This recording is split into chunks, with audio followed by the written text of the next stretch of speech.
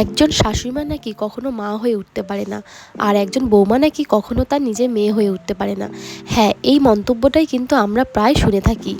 বিয়ের পরপরই নাকি অনেক শাশুড়িরা অনেকের কাছে বলতে থাকে, আমার বৌমা এটা পারে না, আমার বৌমা ওটা পারে না, আমার বৌমা ভালো না। মানে বৌমার কত রকমের নিন্দে গাইতে থাকে।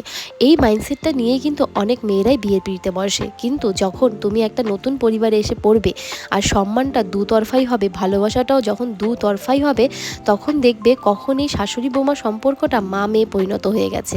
আমাদের সম্পর্কটাও ঠিক সেরকম। আমি মনে করি কোনো সম্পর্ক ভালো করে তোলার এফোর্টটা দু তরফ থেকেই হওয়া উচিত। আমাদের সম্পর্ক ভালো করার দায়িত্ব কিন্তু আমাদেরই, আর সেটি কিন্তু আমাদের হাতেই থাকে। তার জন্য দু তরফা থেকে একটু সম্মান করবে, দেখবে সম্পর্কটা খুব সুন্দর হয়ে যাবে। তাই মানুষের কথায় কান না দিয়ে নিজের সম্পর্কটা কি করে আরও ভালো রাখবে সেটা কিন্তু নিজেকেই ভাবতে হবে। তাই যতটা সম্ভব ভালোবাসায় ভরিয়ে দাও, দেখবে